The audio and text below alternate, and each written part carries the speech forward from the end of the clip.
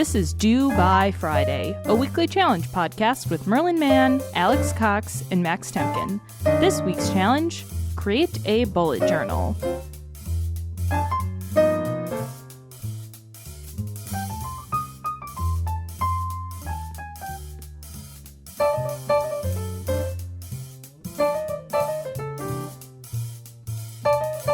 Hello, Merlin Mann. Sorry Hello. I'm late. Hello. Hello. It's Alex's fault. I know. What's what fault? What? I don't know. What's going on? How are Don't you? talk about the show on this show. I'm great. we're I'm not. watching Adam Serwer on Twitter just posted a video of his cat meowing, and it's really cute. Who is Adam Sir? He has the you read on political Twitter. He's the one with the cat called Butters. Ah. And this is Butters. Butters making a very sweet meowing noise. This cat thing has kind of ruined me. I'm not loving it. Having a cat? Yeah, it's made me weird. I talk to the cat a lot. You get that toxoplasmosis way up in your I know. brain. And the whole way that it works is you don't know if it's working. But look at that. That's the noise Butters makes when Butters wants treats. It goes meow. We watched the panda video again. They're so such bad. idiots. They're They're so such idiots. bad. They want to get in that basket so much, and then they fall in their behind. She's like, come on, you got to give me that basket because I have to rake these leaves. And they're like, no. And they get the little claws on there. She can't get the basket. It gets inside and rolls around. I want to cosplay as her, and my daughter had a lot of questions about that. Related to this, I have a listener email to present to the program. This is from listener Rachel. Rachel says, hello there. I've been a loyal listener since Thanksgiving when my sister introduced me to your podcast. I guess we're the two female listeners you referred to in the most recent episode. We both think you folks are hysterical. I'm writing today because I'd like to hear you talk about your pets, if you've got any. I'm in the process of adopting a kitten. I haven't owned a cat in some years, and things sure have changed.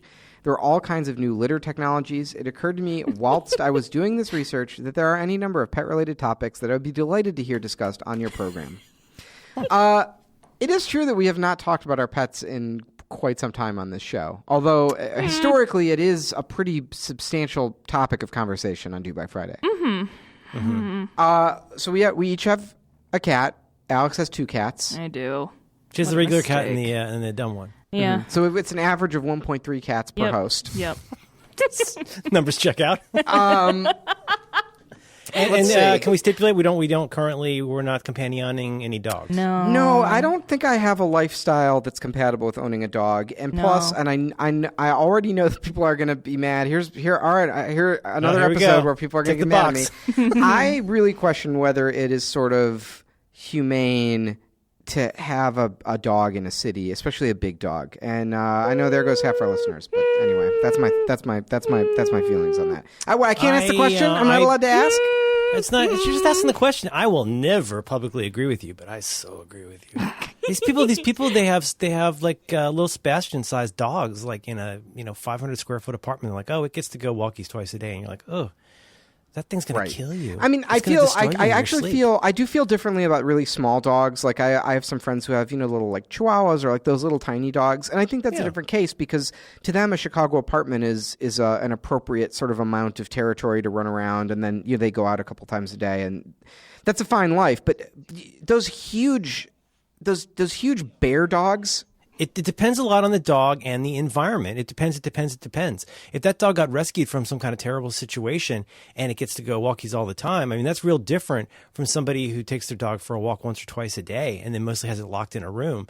So, I mean, I wouldn't want to criticize anybody for their decisions, but some people are terrible. Counterpoint, there are way, way, way more dog parks in urban areas than in the suburbs. So There's hardly any cat parks. But the where we whole are. notion of a dog park as like the place that you can take your dog is crazy. well, the whole notion of having a lawn and a backyard is crazy. It's Forget terrible. the lawn. Like, what about if you live on like a farm and the dog just, or So like. nobody in the suburbs, you can only have a dog if you are in a farm. Listen, So do it. suburbs are hostile to cities. Are different. Cities are built for people, and I do think cities are a great way for people to live, within certain parameters. But suburbs are not good for anyone to live. Like the idea that a dog it can't be happy in a suburb is for the same reason a person can't be happy in a suburb, which is it's all fucking pavements and you can't walk anywhere and there's no public land and there's no parks, no green space. Suburbs are depressing and awful.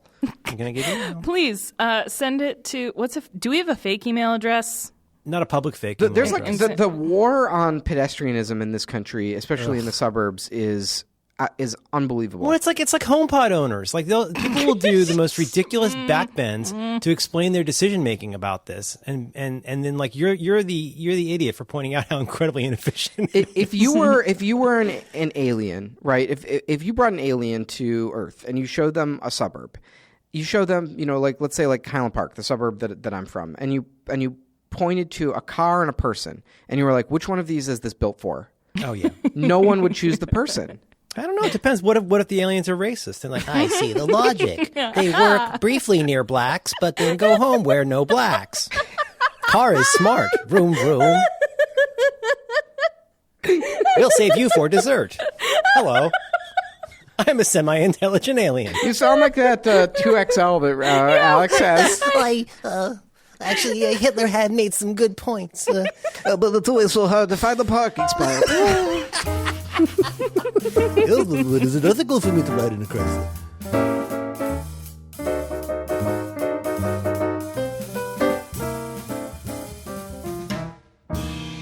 Cats. Cats. So I have a Cats. cat named Captain Janeway, and she's a rescue. She was found. She was abandoned, I think, or I don't really know what her tragic backstory is, but she was found at a racetrack, and I got her from a treehouse. And Was she an addict? Well, she was not an addict. Was she a cat gambler? Insofar as I know, she was not an addict. However, at the time that I got her, she was a teen mom, so she had just given birth to kittens. Man. And she was maybe, they said 2 or 3 when I got her, but who knows? But I've had her now for probably almost 5 years, 4 or 5 years. And Do you love her? I love her so much. I love her so much. And I got her when I lived alone.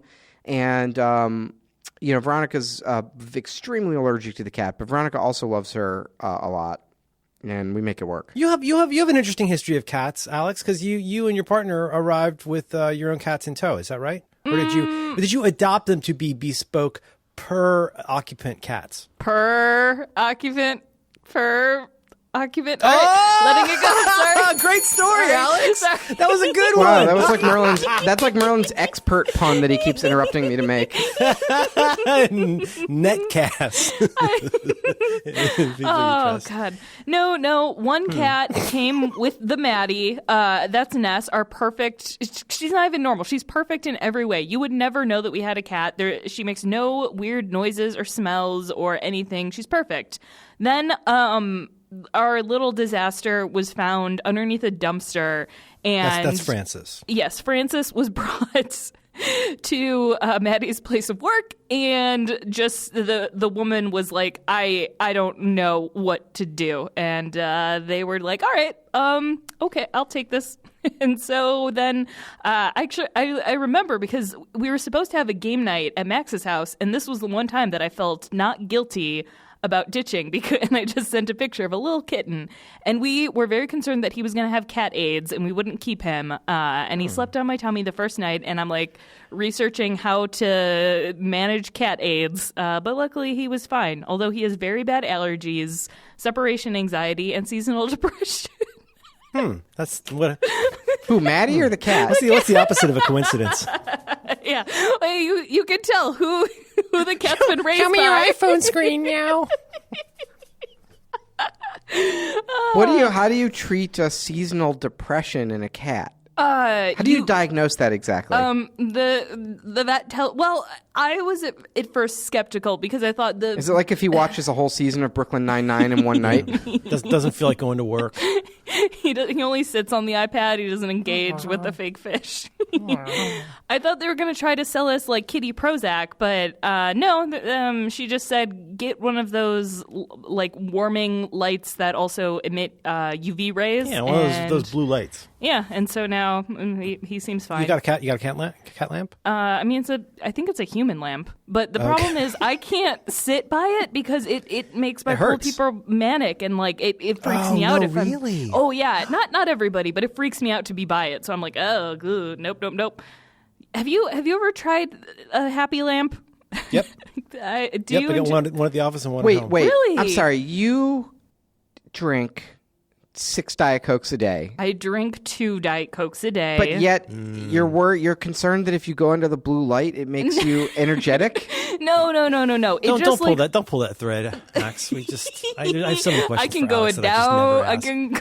Everything you send me, Alex, I have 6 questions These about blue lights, why these blue you're lights doing are like what you're doing. The blue lights. They're like crystals. Like they don't do anything. They're Like not. they Oh, they no, only they work for do. people. No, they only work Okay, for people hold who on. have imaginary ailments. boy. And then an imaginary solution. If your ailment is imagined, your illness, then an imaginary solution works. It's like, oh, the topaz crystal really healed my Morgellons. Yeah, because.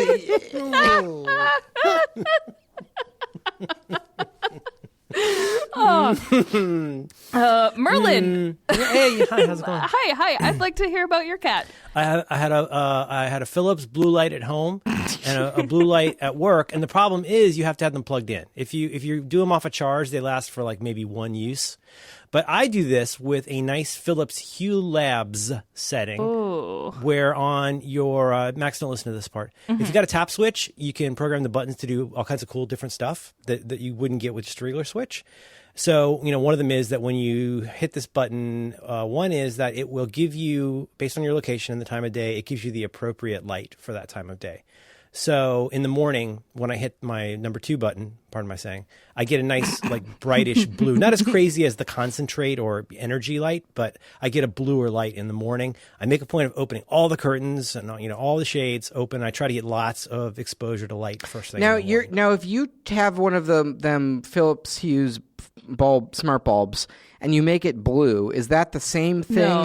as the light that depression light? It's not nearly as intense, but that combination of part of it's psychological, part of it's physiological.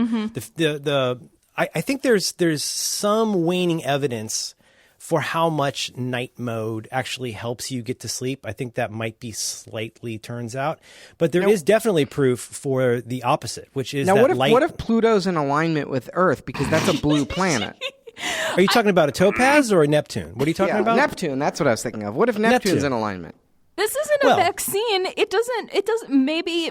So I have the same thing as Merlin, where my Hue lights they're very, very blue in the morning, and it's just obnoxious, but it does put my brain into, okay, it's wake up time, it's breakfast time, and then they I have slowly all of my go to Philips sleep Hue at lights night. turn green because it attracts money into the home. Are you talking about the law of attraction? Yeah. Hi. Well, you need a water feature. Hi, I'm Susan Attraction.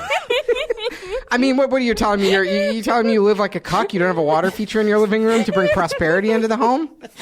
Well, it didn't fit in with my feng shui. I had to move the corner of my house because it was detracting from my energy flow. One of my favorite feng shui things was, do you remember the Penn and Teller show where they would did Mythbusters of like New Age Bullshit. stuff? But Penn Penn and Teller. Teller's bullshit, yeah. Yeah. So they did a feng shui episode that was so fucking funny. So they hired 3 feng shui. So basically, they took like a person's living room, right? And they hired 3 feng shui experts, and they didn't tell them that they were hiring any other feng shui experts. And they had one guy come in, and he was wearing a cloak, and he paced around the room, and he was like, "This is all wrong." He's like, "Your life force is disrupted. Like you could never thrive in this my environment." life force. So he's like, you need to buy like a $700 water feature and all these special plants and crystals. And he arranged the room in a certain way. And he was like, okay, thank you. Now go about your day. Then they bring in the second person. The second person comes in and goes, "This is a disaster. Your life force is totally out of whack. You have to Too buy many water features. Yeah, you have to buy You my need a mirror. You have need to a buy mirror my in the corner and a little yeah. Buddha. Yeah, you have to buy my $900 rock." And they all 3 of them like arranged it completely differently. They all said with complete confidence in a straight face, like, "Oh, if the couch is on the west wall, like you could never attract love or prosperity." Well, in your home. that's why I feel like it's like Mechanical Turk, right? You got one person who does the work and the other person who checks the work. I think you bring in 3. If you bring in 3 feng shui EAs and maybe like a phrenologist, and the phrenologist is measuring the heads of the people who are suggesting the water feature, and they're all checking each other, right? And then they have to fight with sticks. Arr, arr, arr, arr. No. I'm trying to say I know this is not Merlin, particularly subtle, but yes. Well, we had a question. Our very nice listener, half of our female listeners have written us. Yeah. Our very nice listener, I'm going to Rachel, talk about my cat. I just wanted want to know close about your the bug. cat. Okay, I will all talk right. so much about my cat. I just want to close the bug. No, you know what? Nobody cares. I have a cat. I have a cat that was visited upon us. My family forced me to get a cat. I did not want to get a cat. We have a cat. She's currently very What broad. was the battle lines of that? I said we're not getting a pet. Right. I said I might have said we're not getting a fucking pet because I know how this works, and I know I am. I don't know. I'm like Sisyphus pushing Prometheus up a hill, and they're trying to peck out my liver. I know what's going to happen. I know what the rest of my life looks like as soon as the cat comes into the house, which is I'll take care of the cat. I know that's what it's going to be. So I can't say that. Though. A cat. You're so wrong though, because a cat is like one of the best. The cat is probably one of the highest like joy to maintenance factor items that you can purchase. Yeah, I mean, it would be like for me. It would be like my Instapot would be number one, and then the cat, and maybe marijuana would be up there too. Oh, that's true. Theoretically. Allegedly. Except that it is very costly and very time consuming, and she keeps me up much of the night with meowing. Well, you have a special case, cat. What have you tried? Have you tried any remediation about the No, Max, meowing? we haven't tried anything. Why would we try anything? Well, I'm just curious what you've tried. I might have some meow hacks. Okay. All right. We had friends of friends who live out in the sticks, and they had 3 cats and 2 dogs, and the cats were essentially kept in generously sized pens in the garage with a heat lamp. And they did not have a good life. And there was our cat and Bad Cat and the other cat. And Bad Cat would beat the shit out of our cat all the time. So she's very, very traumatized. She's a very, very sad cat. So anyway, long story short, we assented to adopt this cat 2 years ago last month.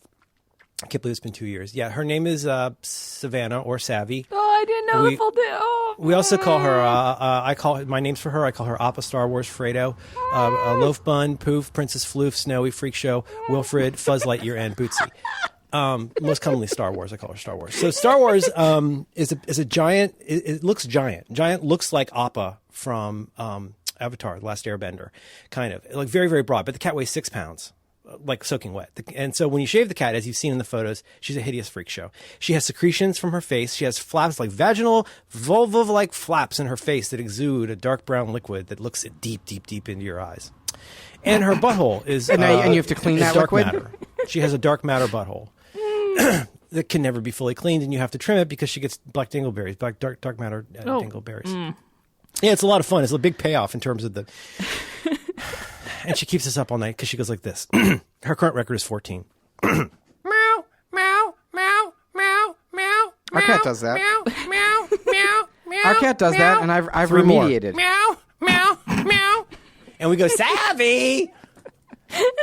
And sometimes she comes in and sneezes on it, and she sneezes black dark matter on her face. I can fix this. You got it all. You got cat hacks for all this? I can hack your cat. Before our cat hacks, Max, Merlin listed his names for the cat. Do you have alternative names for your cat? Oh, there's a ton. I mean, mostly we call her Mushy because she eats. So it started with that we feed her. She doesn't have any teeth, so because of her days on the streets, and we feed her mush. It's a wellness brand chicken mush.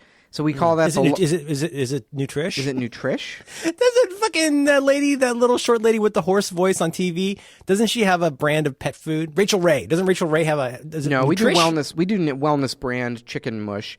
Is there any GMOs in that? And it's delivered by some sort of internet startup. And where it's like some sort of... It's called like Chewy or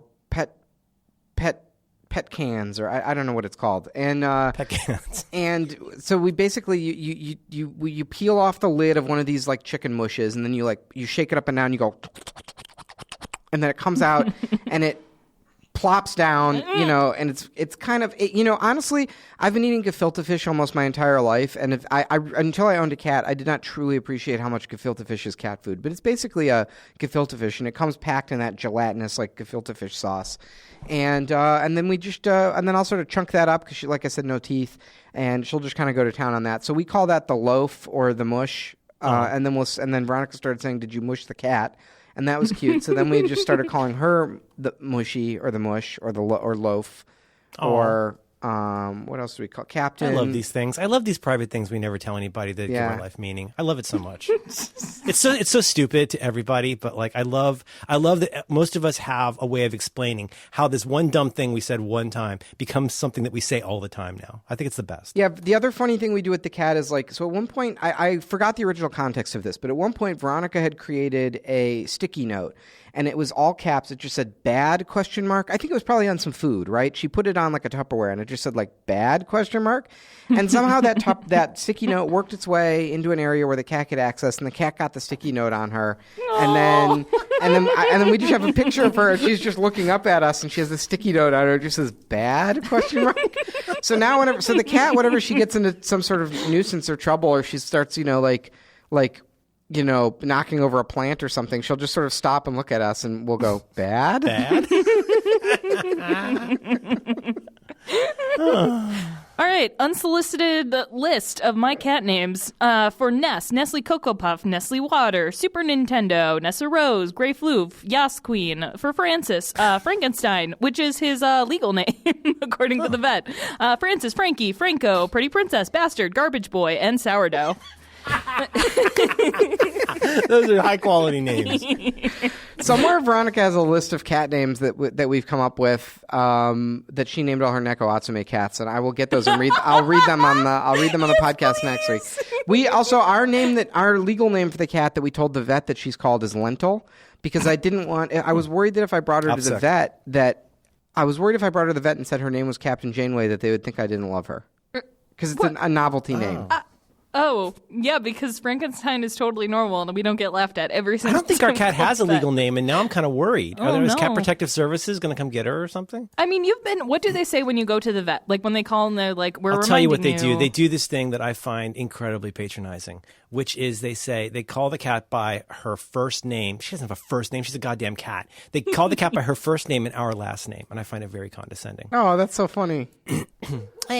Appointment for Savannah Man. I'm like... They need to do I can't believe I'm about to give you $1,200.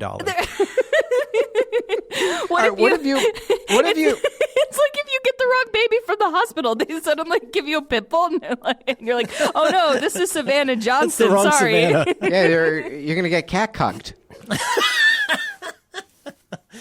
And then say, "Oh, we just love Savannah. Savannah's so sweet. We just love him. He's the best." I'm like, "Did you even check for the cat's dick? It's a girl cat. Not that I care. I don't want to be gender normative. But if you love the fucking cat so much, you should check her dick."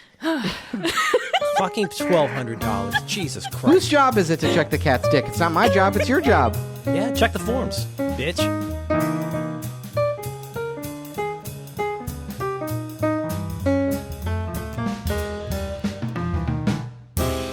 Merlin, I want to solve your night meowing. Okay. Now, our cat sometimes gets her favorite toy is this thing that we call the weasel, and it's kind of like a furry cylinder with a feather tail coming off of it, and it crinkles a little bit when you like push on it. And she gets the weasel. She'll like retrieve it from her. We put it away in a box of toys, but sometimes she gets into the box of toys, retrieves the weasel, battles it downstairs, and then carries it up in her mouth. No teeth. She's gumming it. And she takes it all the way up the stairs and drops in our bedroom, like brings the weasel to us at 3:30 in the morning, and then just starts meowing like help me, or like, I don't know. That's the number one.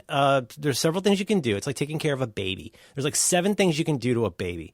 It's like you check, is it hungry? Is it bored? Is it in pain? Is it tired? You can just keep doing that and repeating that until the child goes to sleep. It's the same with the cat. Most cats our cat sleeps all fucking day, and then nighttime is when she's awake. She's old. She's a little, I think she's a little blind and definitely a little deaf and probably pretty bored. So we've tried both. We've tried, like, on the one hand, engaging her, wearing her out at night with the laser pointer. She doesn't like anything. We get her a cat toy and she lays on it for a minute. That's it. She likes chasing the laser pointer a little bit, but we try to wear her out. We try to have social time with her. We try to stimulate her, do like a fancy dance to get her engaged.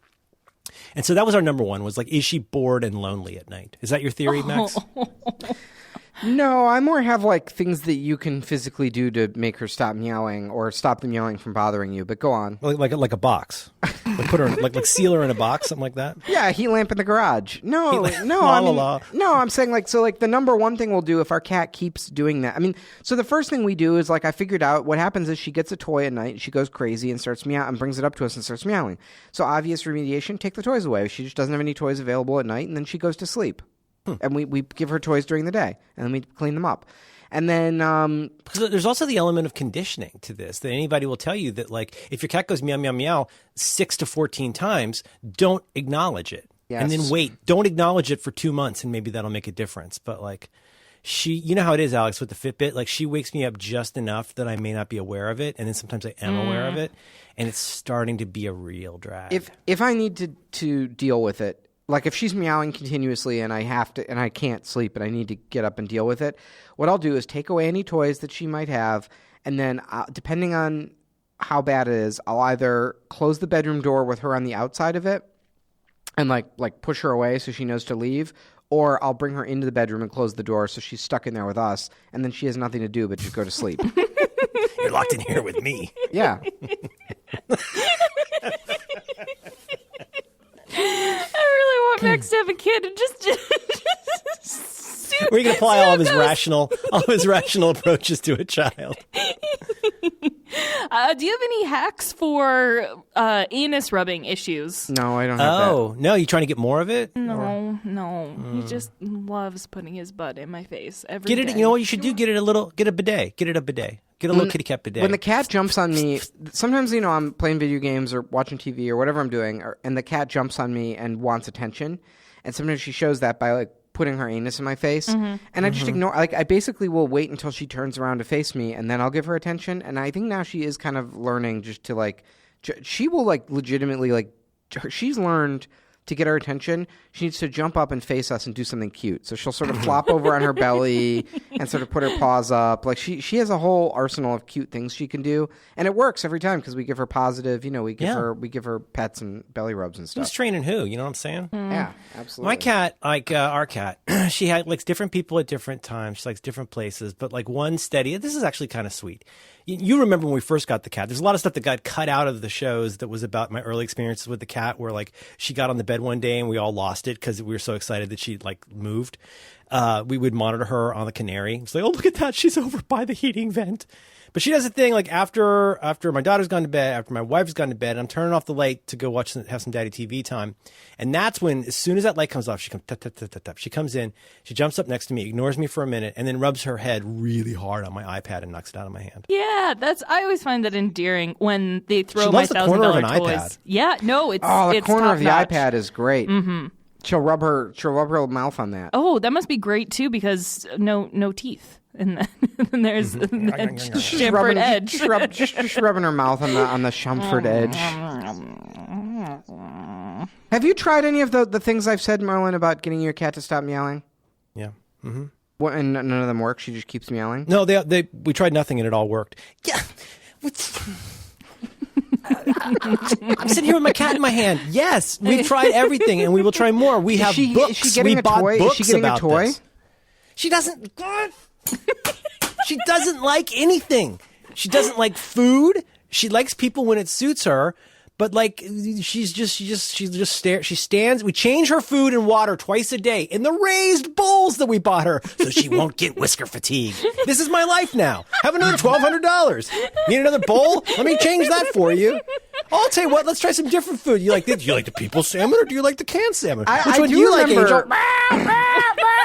For the love of God, please, someone take my life. Oh, God, they give so much to us. What do you want? What do you want? What do you want? Just tell me what you want. I will buy you. I will buy my way out of this problem. If you want one of those big furry fucking carpet condos, I'll fucking buy that for you. I don't care. You want an AR-15? I'll buy it for you. I'll get you whatever you want. I need to have a life again. $1,200? Not a problem anymore. I'm just used to that. Oh, she's got to have 3 more teeth removed and one fell out while you're removing the other ones? That's cool. Here's $1,200. I remember about a year ago I think it was on Roderick on the Line, you were saying that you got the cat and that you were establishing with your family a sort of a lifetime cap, like an HMO.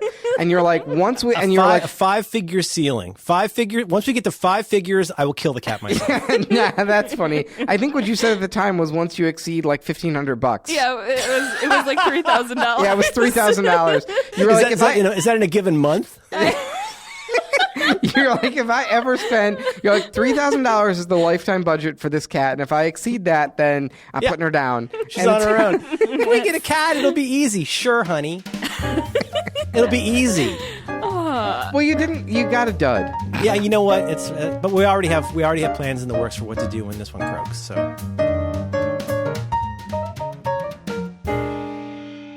there's follow up and front matter. I don't see you in the doc right now, Max, but there is follow up and front matter. Go for it. You can go for it. I have Melania Trump news.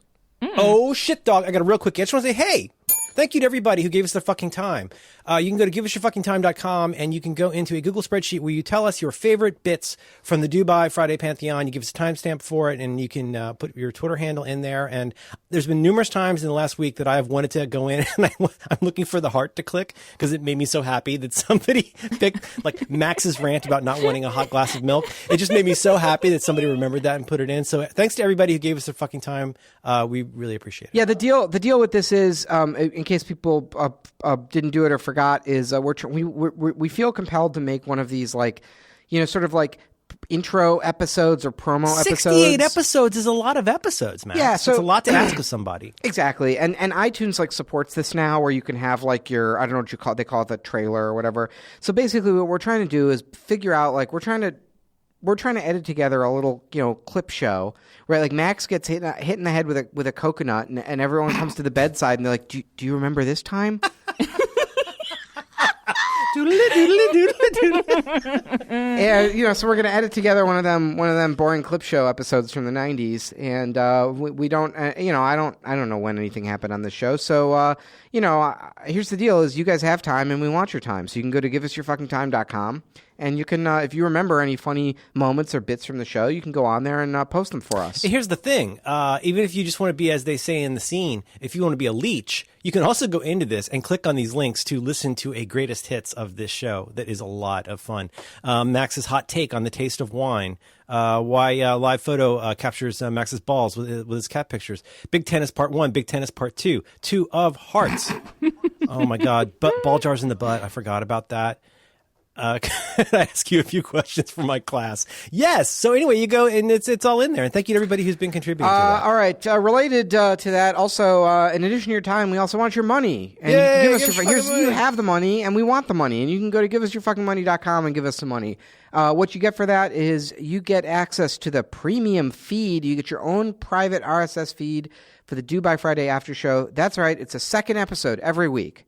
We record 2 episodes. You're only hearing half of this podcast. Also, I think we're running out of posters. So if you have become, if you're on the Cox's Cups tier, I really want to make some more merchandise. And the idea that I was... I want to update the poster. We need a we poster need 2.0. absolutely, we need a 2.0 poster. But hold on. If a couple people are nervous, if you are currently a patron, you are going to get a poster. Don't worry. Yeah, we'll say on the podcast when we'll change the Patreon when we run out of posters. We're not going to advertise posters if there's no more posters.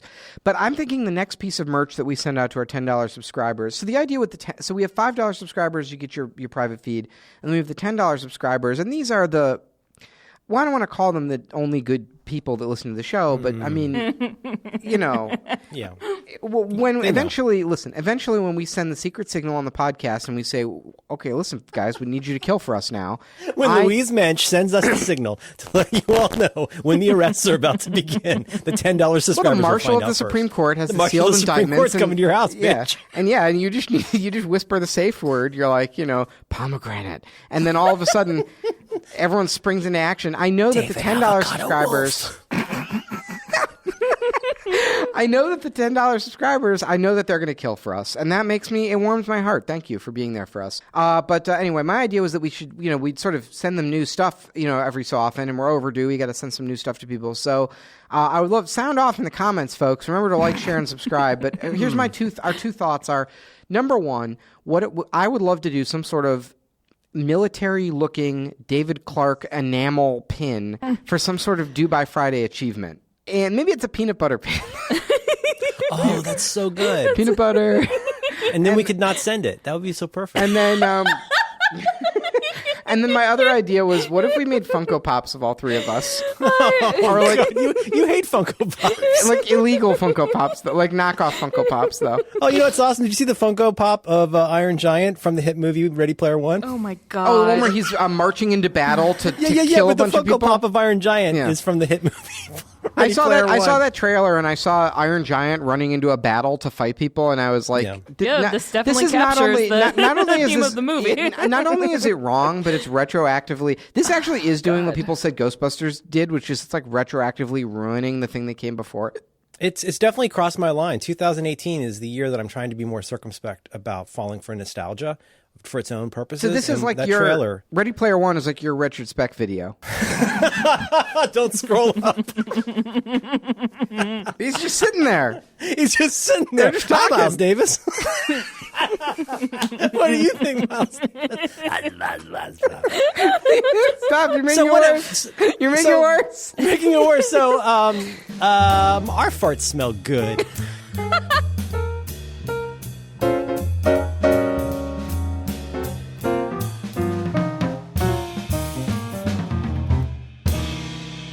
Digga. Follow up. This is a tweet from Emily Flitter, who I'm going to go look up who she is. She's a New York Times banking reporter with a sweet tooth and for fraud stories.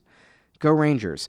Emily says on Twitter, I once sought Hope Hicks. This was after Hope Hicks resigned. She said, I once sought Hope Hicks' response for a Reuters story on Melania Trump. Reporter in Slovenia found her dad sold used car parts and mom worked in kids' clothing factory.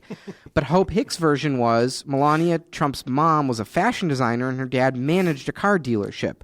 Then Hope Hicks got mad when we printed the facts from the ground. I just thought that was really interesting, and I thought it was a very emblematic story about Hope Hicks, and just like just saying the facts, piss her off. And then I got really interested in Melania Trump's parents, right? Because like there is this story of that they were like, and because Melania got one of those like visas. Trying to avoid the term, but it's what her wonderful husband is called chain migration. Right. It's like, but exactly. But that's why it's relevant is that Melania Trump It's got totally one of those. relevant. She got one of those like rock star visas where it's the things where it's Einstein, like the Einstein visa. right? Where it's like, so I see the argument. She wants to tell a story about her parents, where she's like, oh, my mom was an important fashion designer. My dad managed a car dealership. Like those are like, productive people and they're makers and we got to bring them into America. But like her dad sold used car parts and her mom worked in a clothing factory. I mean, at least in my narrative of this, in my headcanon, there's two parts about that are just so amazing.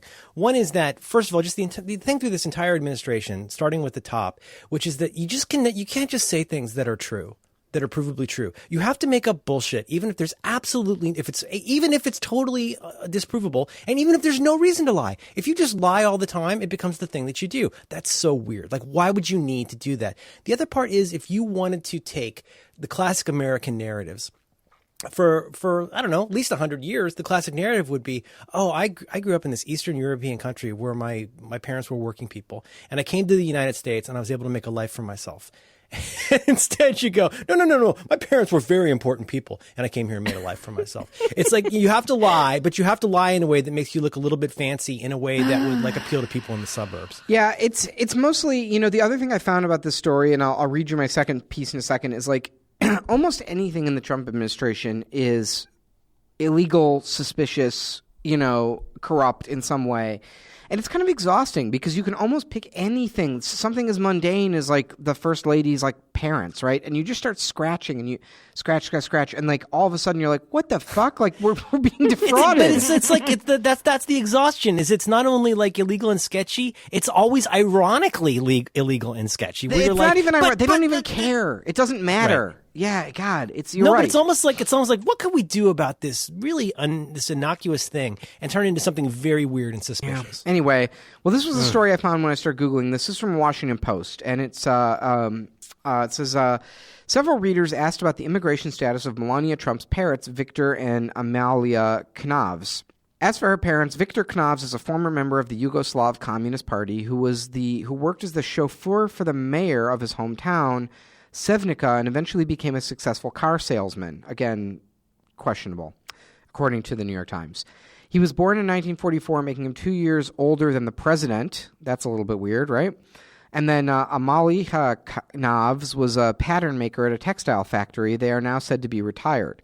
According to various news reports, the Knavses have been living in the United States for at least a year and probably much longer, possibly since the mid-2000s. Since Melania Trump moved into the White House, some reports have suggested that they live there. Oh. What? Other reports have said that they split their time between the D.C. area, Mar-a-Lago, Trump Tower, and Bedminster, New Jersey. Why wouldn't they be back in Trump Tower if they were anywhere? Because that's where she wants to be. She doesn't want to be in the White House. Like, why? I don't know. They apparently helped take care of Barron Trump, the president's 11-year-old child. The White House initially refused to comment on their immigration status. Quote, "I don't comment on her parents as they live private lives and are not part of the administration," said Stephanie Grisham, spokeswoman for the First Lady. Sure they are. Isn't that fucking crazy that not only did her parents like chain migrate into the U.S. like in defiance of like all of Donald Trump's, most basic, the most central tenet of his right, candidacy. of his whole thing, but that they fucking live at the White House? That's crazy. They live at the White House and the White House won't answer any questions about them? It's Well, it's a personal matter. It's weird. It sounds. You mean the building where he lives and works? Imagine if illegal immigrants moved into anybody's office in America. Oh no, they're in the different part of the office. They're it's not really an office. It's more of a studio. It's a residence. Fine. It's fine. But this is a thing though that's going to disappear in 15 minutes. Like, it's already disappeared. These are old articles. I want to know what's up with Bannon's bathtub. Why? Thank you. I just want closure. It's like in You're just asking the question. It's like in season, I think it was in season 5 of Lost when they're jumping through time and then these people appear in a canoe and start shooting at them. And it was set up, and it was like right in the beginning of the season, it's set up as a big mystery of like, who is that in that canoe who's shooting at them? And then the show ended and you never found out who was in the goddamn canoe. Yeah, what about the foot in the magnet and the acid bath? Max, have you done any independent... Wait, what foot? What are you talking about? The magnets on the island. The magnets. That was explained.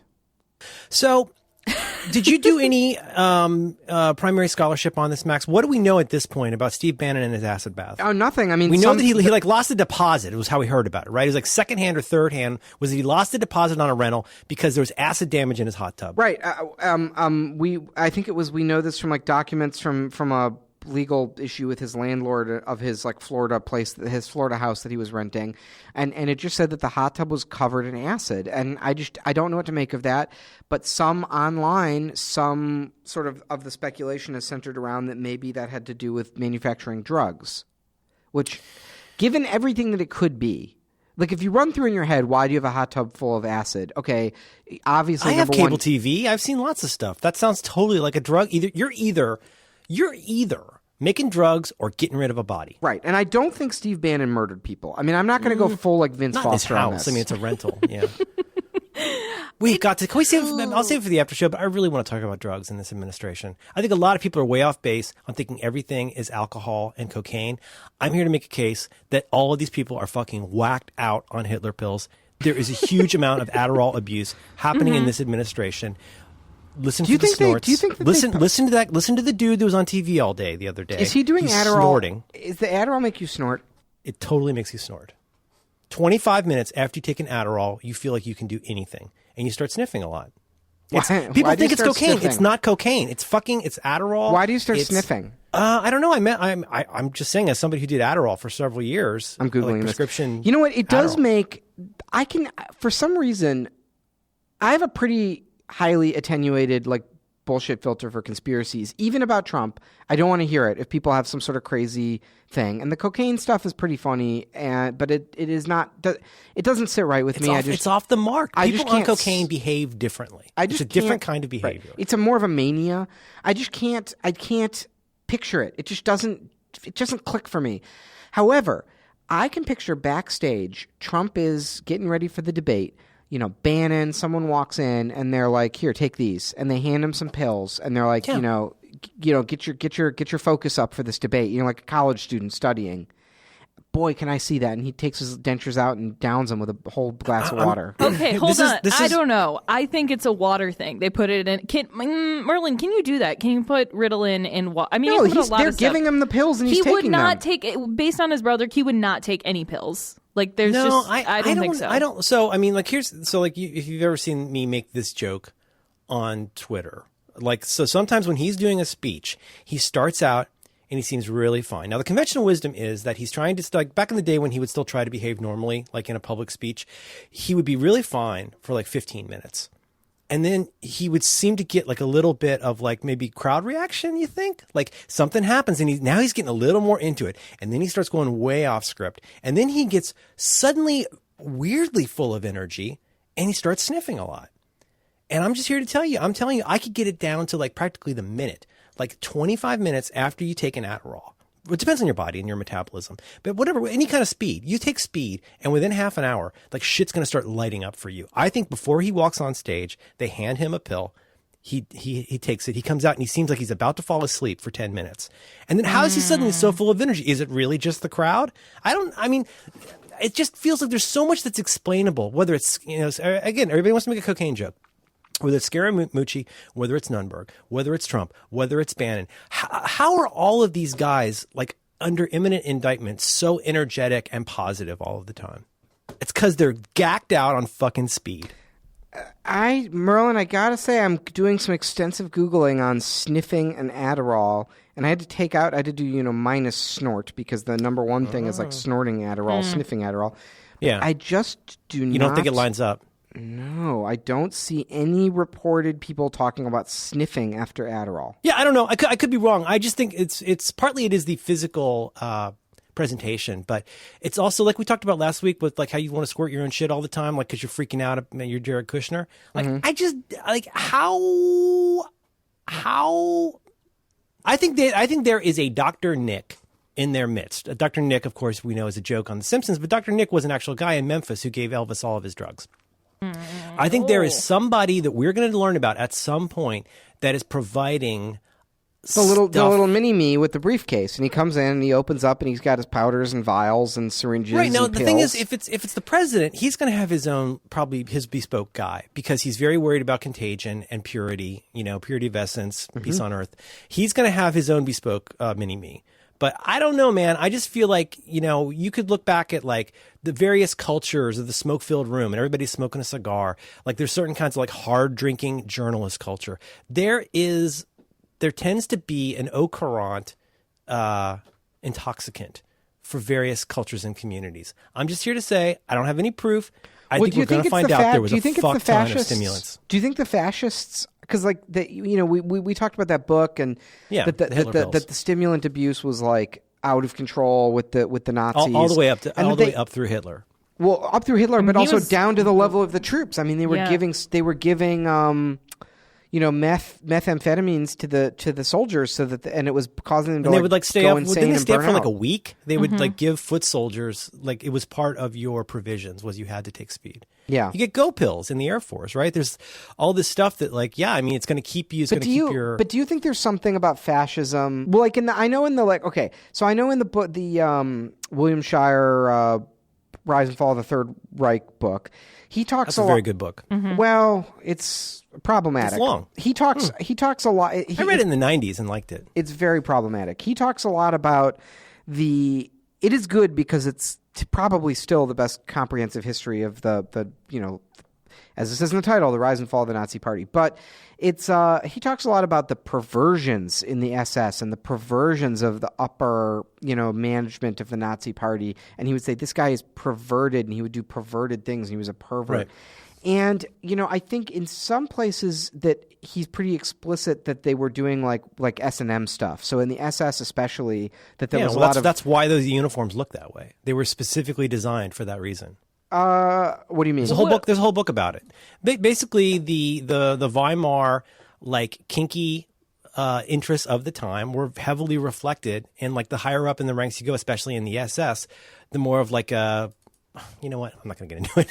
No. This is there is a whole book about this. There was a whole plot about it in American Horror Story about this, and oh my god, this there was a lot of flogging. Jesus. There was a lot of flogging and whipping and things like that happening.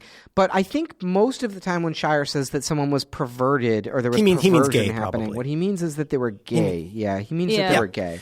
And I think it's all Well, mixed that's up. why they went And I after think- what's his name, Ernst. What's his name, Rome, the in the Night of the Long Knives, right? That was the thing. Ernst Rome, the SA guy, was Right. totally gay. Right, but I'm just saying, like, I think it's all mixed up. I think especially through the lens of history, when you're looking back and you're doing that history like Shire did at a time when everyone was way more homophobic than they are now. So you'd sort of look back and you'd be like, these people were evil, and they were all whipping each other. So or whatever. you could say, like, essentially, you end up making the same case in some ways, which is like, oh, they were corrupted by their perversion. You want to know what was wrong with these people, right? You want an excuse other than that they were swept up in Right, I something. get it. Oh, I see what you're saying. That's the problematic. I get it. Okay. Well, no, I mean, what's problematic is that he thinks it's like a character flaw that causes that the gay thing is like, it's like he can't even say it. It's such an indictment of the character of a Nazi that they might have been gay. But I know all I'm saying is, like, people always want to look back and they want to be like, oh, it was that he was taking pills, or it was that he was gay, or that they were whipping each other and giving each other handies, or whatever was going on. And like, I don't know, like, don't people have fucked up political beliefs and they're not taking pills? Oh, gosh, no. I don't mean it that way at all. I'm trying to reverse engineer it, really. More to say that, like, okay, here's the thing. It's 1978. And we want to go out and have lots of sex and dance all night. Should we have cough syrup? Not really. Should we just do a couple shots of tequila? No, that's not really gonna. Let's have a lot of cheap and easily accessible cocaine, because that's like the perfect 70s, 80s drug.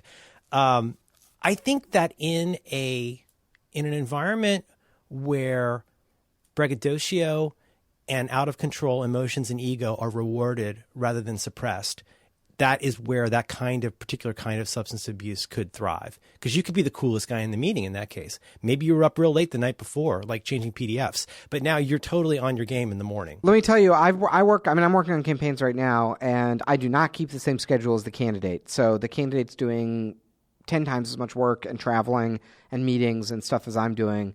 But holy shit, it's exhausting. Like, I cannot keep up, and I'm not doing nearly as much as the candidate you're a is young doing. man. And how are these guys in their 60s doing I was working in my 20s. I mean, I was 22 when I was doing this, and I couldn't keep up. Like, I would physically, crumble by the end of the campaign. So it is.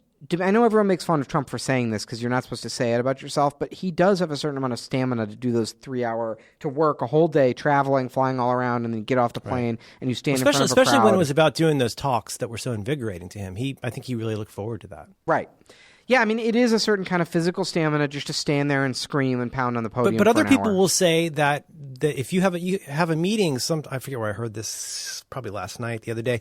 But there are also reports, mostly unsourced, but like from inside the White House, that he could be in a meeting with somebody, like somebody like a foreign dignitary, and within 15 minutes he's like wandering around because he's gotten bored. Well, didn't he yell at?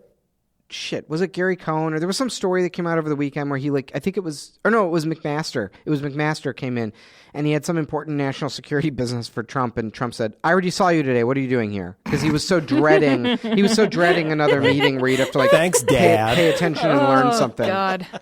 I'm just my mind is reeling right now. One, because my grandpa read Rise and Fall of the Third Reich to me when I was like 9, and probably a little light reading. Yeah. I was It was morbidly. You were 9 years old. It was like Harry Potter and the beer hall putsch. I was morbidly obsessed with the Holocaust because there's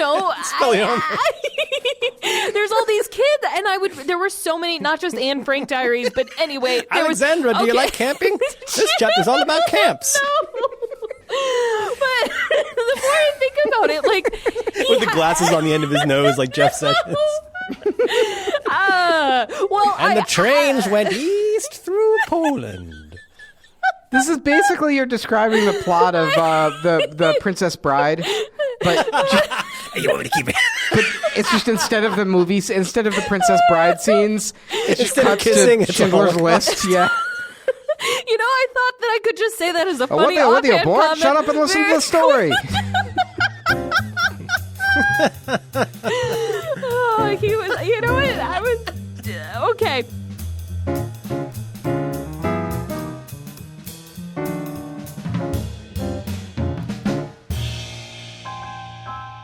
I also agree. It can't be cocaine because it's so easy to have like really harsh withdrawal from cocaine. And you can get a prescription for Adderall. Like, Yeah. it's totally legal. And I'm like, Well, then there's what about the no- acid? Because that's how we got into this Okay. goddamn topic. No. If it's Adderall, where's the acid coming from? Why is there acid? I just want to know. Bathtub meth. Let's learn about bathtub meth. Go ahead and get that in your Google history This with is me. the right. You remember the Sopranos episode where the Russian guy in the woods got away, and then they just left him there, and you never heard from him for the rest of the show? No, only because I haven't seen This it. is the Russian in the woods. What's the acid for?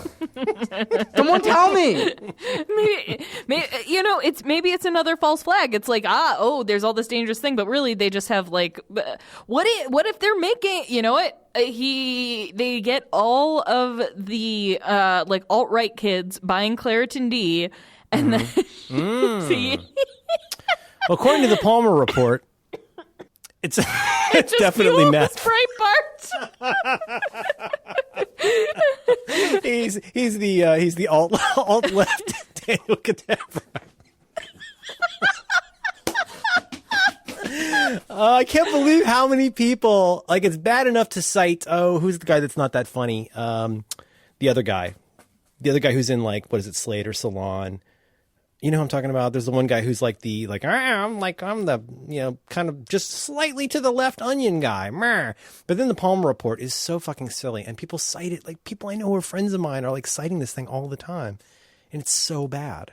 You guys know what I'm talking about, right? Well, nothing is more embarrassing. I mean, that. Yes, I do. But nothing is more embarrassing than when people post a headline from the Borowitz report. That's what I'm talking about. That's the guy I meant. That's the like left of center, like Andy Borowitz, yeah. Andy Borowitz. Yeah. Like, who's Yeah. he's fine. It's like, He's Trump forced White House forced to buy small forks for Trump's tiny hands. little gloves are the fashion because of this thing that's a 2-year-old joke. I love when I'm still sometimes at events or at something where someone says does a Donald Trump joke from John Oliver, and stop it makes me cringe so much. I just. What about you're telling me that we can't solve this, but the orange Cheeto can get elected to president? Oh, you could do it with emojis and make it a little pumpkin. Cheeto, you're telling me that Cheeto Hitler can get in there? Cheeto pumpkin man. Did you see Felix Krause's? You know what's really going to piss off Pumpkin Spice Hitler is this. Can't wait to see Twitter about this. He's gonna be mad with his tiny hands, pumpkin man. Trump. Did you guys final follow up? Did you guys ever get your weather stuff going? No, I returned Okay. mine. You returned it? Challenge. Yeah. It was broken again, and I'm like, I do. Speaking of which, I do Good. have my old weather station in my trunk, and I need you to send it to the Armints. Could you get it out of my trunk and send it to Marco? You should also send them a whole bunch of Christmas cards, like still in the box. With year, I received. Here's the deal. I received the new weather station. Haven't opened the box yet. I have no time. You have an assistant, You're time constrained. and you could be. I know that she's not a personal assistant; she's an administrative assistant. But what if it's for the office? Listen, my assistant is hiring an assistant right now. You should get a body man. There's just because You there's. need what's his name? Gary? No, what was his name? You need like in Veep. I need Gary. I do need a Gary. Listen, if you want to be my Gary, email. No, you don't want this. Gary the You don't want Leviathan? this. Yeah, I need a Gary. I do need a Gary. I need someone to carry around a huge bag with a magnifying glass in Magnifying it. glass. What do you have this for? You know what I didn't appreciate until this like fifth rewatch is like how much of a setup there was. I remember all the hand jokes, but I thought the hand jokes in Arrested Development, I thought the hand jokes were all after he lost his hand. There's no. so many hand jokes in the run up. He's got the hand chair. Did you see where he's sitting on a park bench that says Army Officer, but the way he's sitting on it, it just says Arm Off? Oh, it's so good. Oh God, that's from Arrested Lucille. Development. Lucille. Oh my.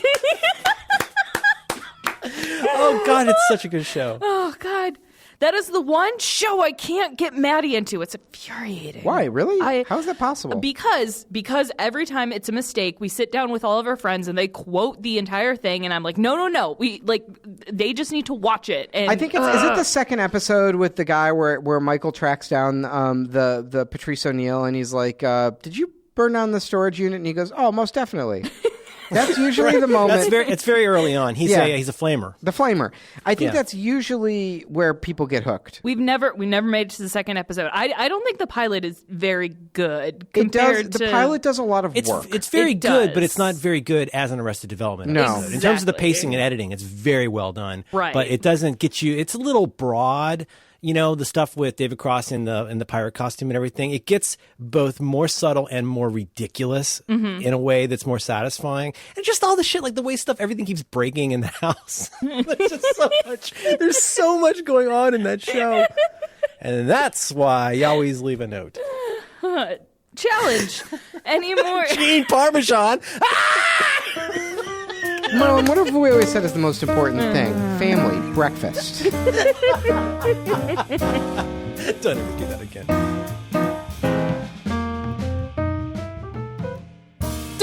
Challenge. This week's challenge falls to Alex. Alex, what was our challenge this week? This week's challenge was to create a bullet journal, the paper sensation that's sweeping the nation. I didn't really know anything about bullet journals before I suggested this, other than I made fun of them a lot, and I kind of felt bad about that.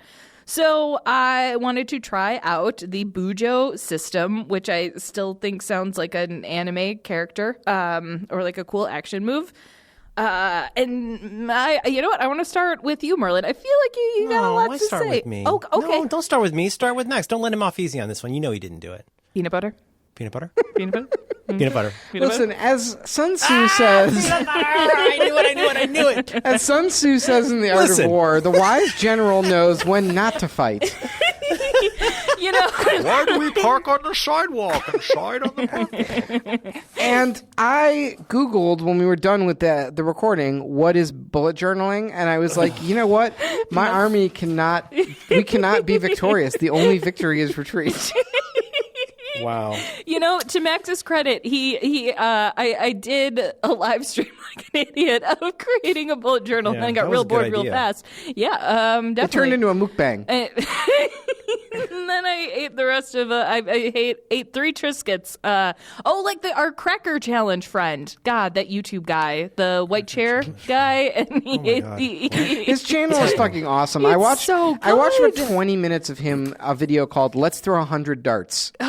It's I wish really I good. legitimately wish I had that idea because I would do that video. It's very What if good. I watched it and at first it seemed like he was only going to throw 80 and then he stopped, but then after a while he sat down and started saying goodbye and then he was like, "You know what, folks? Let's do the last 20." Yeah. It's so good. All right. And our friend Molly Lewis helped me with this a little bit, and I put out a Molly call on Lewis from the Twitter. internet? Molly Lewis from the internet. very Sweetathon talented. 23. She's amazing, and I asked people, and everyone's like, "Oh, don't get too complicated. Don't overthink it." And I'm like, what's the point then? Then I can just do my regular to-do Yeah, you list. could just be like a normal person who does work. I mean, the whole point of this is the complication of it. It's willfully Baroque. Oh God, did you watch? I don't want to. All right, here's what I will say. I enjoyed the creation. Alex? Yes. Hi. Hi. Could you please tell people what the fucking challenge is and describe what a bullet journal is? I am trying. No, you're I don't wanna not. be No, a you're not. You're dick. just saying I know, words. I know. Act like you're on Okay. that show with the 2 ladies and tell them what a bullet journal is and what distinguishes it from a One. regular notebook, please. A bullet Do you journal. want me to take this? You're what is it? Casey calls it the explain. I can't do it without being a dick. Go ahead, Merlin. What's a bullet journal? A bullet journal is an idea that we're in a crazy world with lots of stuff coming at us, and we don't take the time to do stuff with paper like we should. And that there's a solution for this, which is to create something called a bullet journal. Which the general parameters of it are that you get a notebook, preferably with dots. A dotted notebook rather than a lined notebook or a grid notebook or a plain notebook, because you're going to use that to build out this system. The basics of the bullet journal system are that you have what are called, I think they call them modules, or what do they call them? Categories? Collections. So you start your book by creating an index and you number all the pages. And so every time you do something on a new page, you basically are creating a running table of contents. So you have the index. You also have a future log where you take a 2-page, what they call a spread, and you just draw some lines and create little areas for the next 6 months. And then after that, you can do a monthly log where you create, basically you do put the name of the month at the top, and then per line you do like 1, 2, 3, 4, 5, 28, 29, 30, 31 with one line per day. Then you have what's called a daily log. And so you have a new, I do a new page. You can do it in order, but basically you just say, okay, today is, Friday, March 9th. And so here are the things that I'm doing today. And this is where the bullet part comes in, because it's all about the lines. And so if you have a line that's a to-do, you use a little tiny bullet. If you have something that is a note, you use a dash. You can then do things like, say, once you've done it, you cross out that bullet with an X. You can do a circle or an ellipse to indicate something that is an event on that day. I guess you could decide whether that goes on your 6-month view, your month view, or your day view. You could do that, and then if it's important, you can put an asterisk next to it. If it's something that involves inspiration, you could put an exclamation point next to it. If it's something that you need an identifier to explore, you draw an eyeball next to it. Now, once you've got your tasks in there, you're not done. You don't do the tasks yet. You might want to migrate them. Or you could migrate them or schedule them. So if you want to migrate the task to a different collection, you use a greater than symbol. If you want to schedule it to somewhere else, either on your monthly calendar or your 6-month calendar, you use a less than symbol. But you never cross it off. Now what you're going to do is each time you go through there, now we get into what are called collections. And a collection is really a collection. So anytime you create a collection, and then you go back to your index, you create a new page in the index, which is like a table of contents, not to be confused with the collection. You create the new collection as a line back in your index, which is a 2-page spread. Now, understandably, as you move forward with your bullet journaling, you're going to have new pages going there. Every time you make a new page or a collection or a day, that also gets indicated back in your index, which is a 2-page spread, but not a collection per se. Now, importantly, a collection can be pretty much anything. A collection could be a list of all of your different collections, not including the index or the days or calendar or 6-month view. Having said that, anytime that you create a new page that is of a like kind, whether that's a collection or a day, usually it could be a day. You can really start on any page, because remember, you literally went in and numbered every page by hand. So what you do is you're going to want to go back to your index, which is a 2-page spread. And now, anywhere you have a like thing, you put a comma, and then the page number of that thing for that particular collection next to it. Moving forward, you go through, and now you have made a bullet journal. You may choose to use the Hoo Hoo Hero pen. You could use a pencil. You could get some stencils. Because then what you could do is you could draw them, and you put a banner on the page and say, this is what this collection is. And you can tell because I drew a banner here. Then you get onto Instagram and or Pinterest. Oh, and you show YouTube, people, and YouTube. and you basically create. This is really where your work. Now, you might want to go make an extra addition in the index of your 2-page spread for this, because even though this isn't a collection, this is the goal, is you will eventually have a bullet journal about your Pinterest page about bullet journals. God, that's a collection. I'm exhausted just hearing you talk about it. Alex, did I make up any of that? Is any of that made up? I think a bit of the spread. No, I mean, that's the thing. My eyes glazed over about a third of the way through. And here's how I would describe a bullet journal. It's a to-do list that you rewrite every day, and you have a complicated calendar system at the beginning.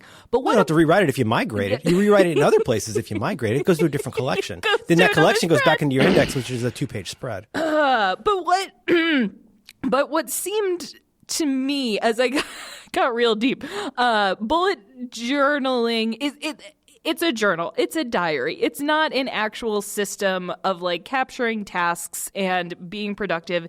It is a nice thing to do. A lot of people like they're called bullet journal mods, where you like put in a gratitude bit, or like you track your food, or you track like your things that you actually can only do on. There's several very good templates for your Menses. Oh boy, are there? There's a whole Pinterest page just of Menses collections.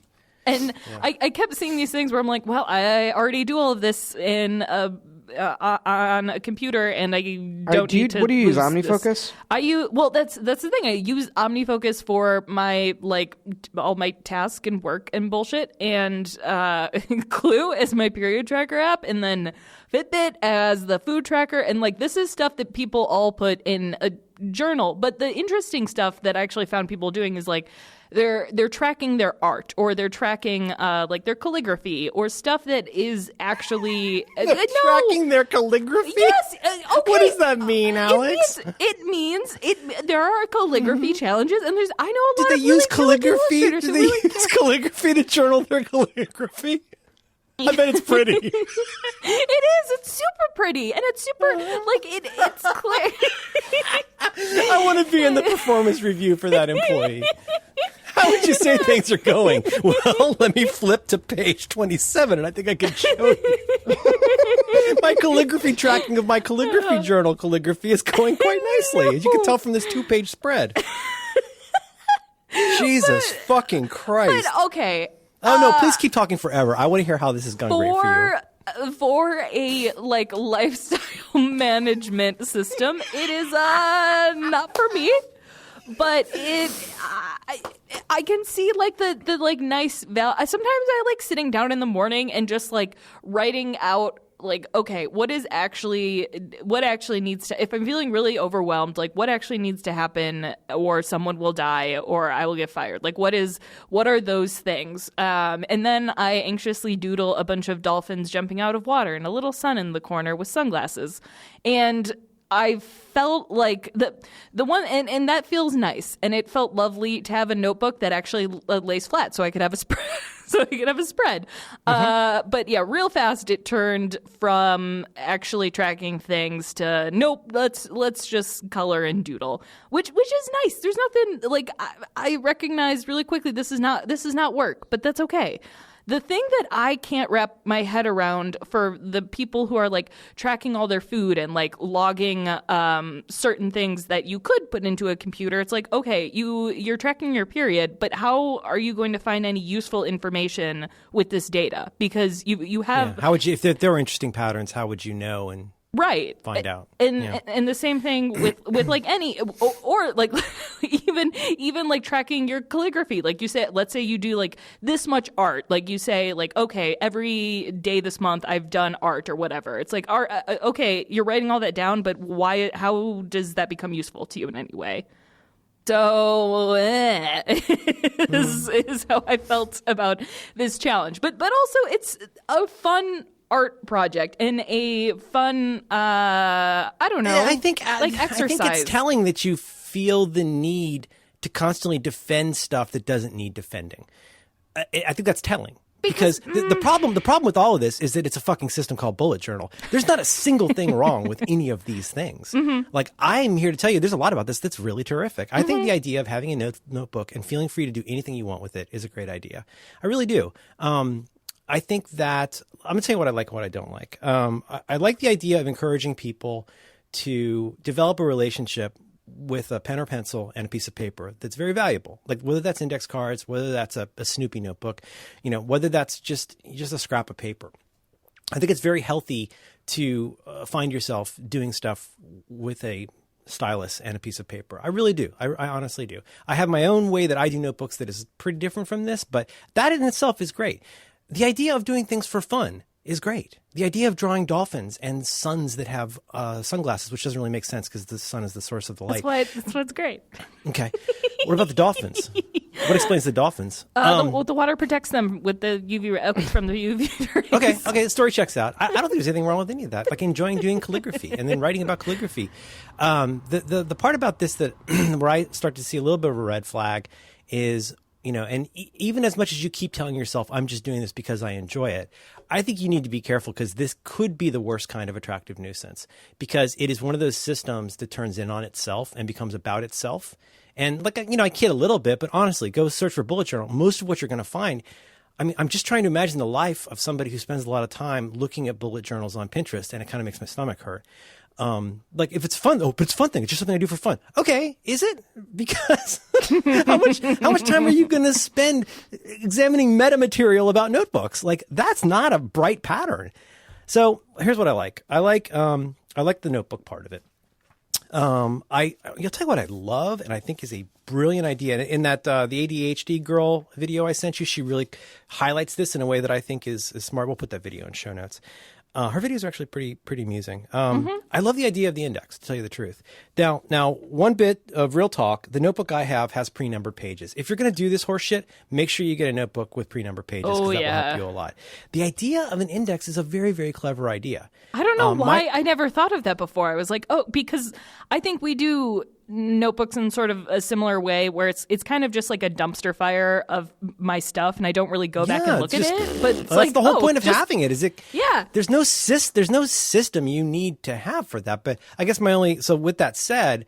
So anyway, the point this woman makes in this video that I thought was a really good point is you can start on any page you want. If you want to open something like 3/4 of the way in and just draw a dick on the page, you can do that. And then at some point, and this is important, at some point you could go back and choose to put that into the index. So there's several things about that I love. What I don't love is the idea that like, I'm going to go figure out what all my pages are going to be, and then I'm going to go do the pages. I'm much more into the idea of potentially doing whatever the fuck you want with your goddamn notebook. And then occasionally going back and filling in the index, I think is kind of an interesting idea, because that is a pattern that you could glean from. That's all really good. What else do I like? I like the notebook and the pencil. If you do feel good about that. If you do bullet journal, how do you know what to do every day? The idea is you put your tasks in every morning and then every night. You adjust, I believe, but it's there's there's an unstated GTD like component of this, which is I feel like it's not. He goes like up and down to avoid saying that, and I'm like, this is GTD. The bullet journal guy. Yeah. Well, yeah, because part of the thing with GTD, if you're doing it well, is that you have captured stuff you can't or won't do anything about for a period of time, but then have a trigger that will enable you to be aware when it's time to think about doing that thing again. I think that's kind of the idea with this future log. Future log, you've got these 6 boxes across 2 pages where I could say, for example, in July, here's the thing I want to do. You could put that on a day. I think they really encourage you to put it on a day.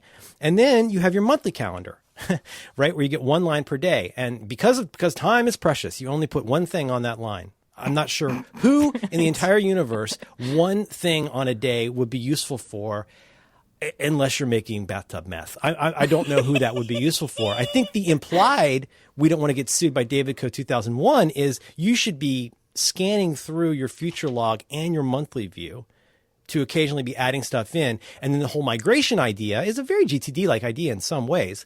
I mean, my counsel would be, if you're not going to do it, fucking cross it off.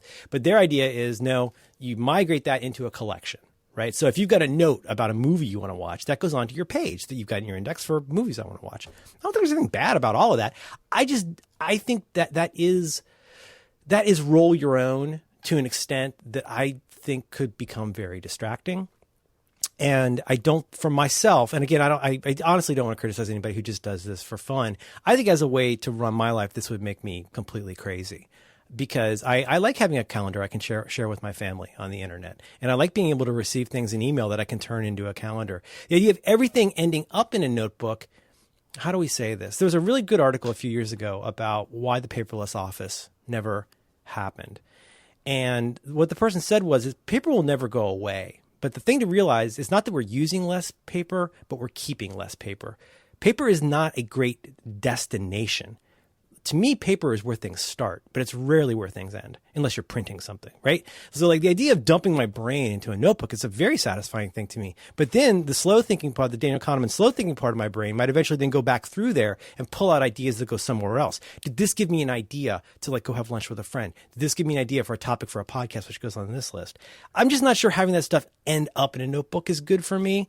And I do feel like, honestly, the stuff like the monthly calendar is such a grind. Stuff like the key is, I don't want to be unkind, but the key stuff, the key being all these little symbols and what they mean, is just, it's so noodly. And like, it's really not about doing stuff. It's about writing about doing stuff. If you need a key for your task list, I feel like that was my big, like, There's a valuable thing that needs to be done, and there's a valuable thing that's now done. That's the key. Yeah. That's all the key you need. There's in a life. check mark. And You guys are making a lot of fun of this, but it sounds a lot like how my OmniFocus has grown to be set up.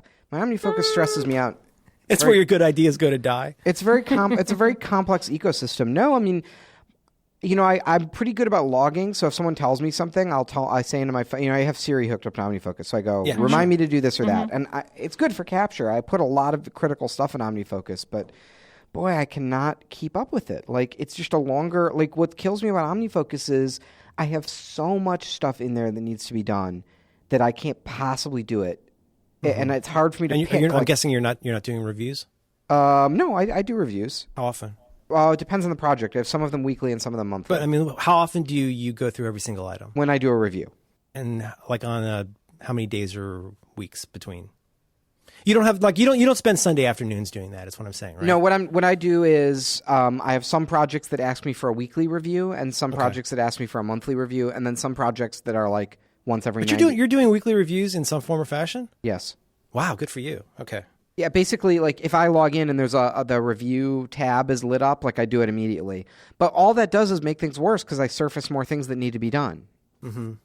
And you don't just get rid of them? I mean, is that is that legal? Not a monster. is that legal? Is that allowed? What would I feel bad about if I got rid of the things I wasn't going to do? Max, what's the oldest thing in your OmniFocus right now? Oh, let's how do you, let's pull it is out. there a Come view? on. Is there a view for that? Yeah. Is there a view for that? Yeah. This is going to be humiliating. I might not be able to say. Merlin, No, don't How do I on- do it? Do I have to make a new perspective? Merlin, on your phone, how... I don't what's have a this phone. I have a rated? notebook, Alex. Wow, what was that noise? Before the Do I after make a show, new really perspective? I'm going to go add this into my index.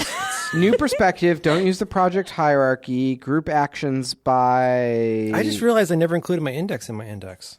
So if that's before the pages start numbering, my index technically starts with -1 to -4. -4 to negative. Oh, Jesus. -4 to -1 would be my index. Okay. Okay, I got it. I did Okay. a new perspective that sorts everything by date. Okay. So, oh boy. Scrolling. I'm scrolling. I'm scrolling. Don't delete it. Scrolling. The oldest thing in my OmniFocus is from like 4 or 5 years ago when I went to San Francisco and I met Tim Huang, and he has a group called the San Francisco Infrastructure Society, and they go explore like waste treatment facilities and bridges, and they're just people who appreciate civic infrastructure. And I made a note for myself: create Chicago Infrastructure Society. That's a good one. I would keep that. But Yeah. it's in a folder. But that one is in a folder. That was from 2014, and that's in a folder called Backburner. And that's just like ideas that I have that I don't know where else to put them. I mean, does it make you sad looking No, it's at on it? pause, so I don't see it. Okay. Yeah. Well, It's You hidden. should make another folder called Backer Burner. That stuff like you definitely at some point will want to not do it, but you're not ready. My to not do three it now. my three oldest to-do items are all in Backburner, so I feel good about that. Okay. So I have Chicago Yeah. Infrastructure Society. I have make a Photo Jojo. Remember Photo Jojo? yeah. Photo Jojo. Photo Jojo for coffee stuff. That's a good business. That's a goddamn good business. And then I have a lot of stuff pertaining to a game I was working on in 2015 that I stopped working on. Oh boy. Well, and that's all hidden, right? Some of it is, some of it's not. I But there's hide nothing. There's everything. nothing inherently wrong with that. These as are my long as the current relationship things I is could healthy. do. These are my current things I could do today if I so choose. Yeah, it's insane, and that's how like Look at all the late. Look at all that late. Are you using? Don't use deadlines if they're not real. Don't do that. No, they're real. I have. Oh, then you're fucked. Yeah. Oh yeah. Yeah. Like today, today I have 8 things, and they're not. I'm bad about this. What is? Oh, I did. I turned my email notifications back on. Good. This is exciting.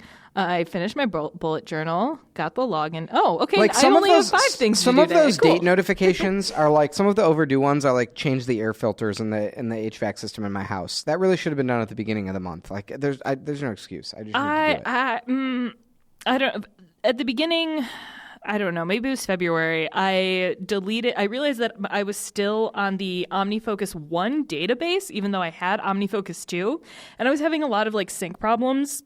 And I really wanted to be on the new beta. So I just sort of burned down I still have the archive of the database, but it is no longer there. So I don't have my things from like 2008 anymore. It's all new stuff. And the overdue things basically exactly reflect my fears, and it's kind of helpful because I'm like, all right, why are you afraid to do this? Why are you not doing? It's very Merlin Mann, I think. And then I either do it or get rid of it.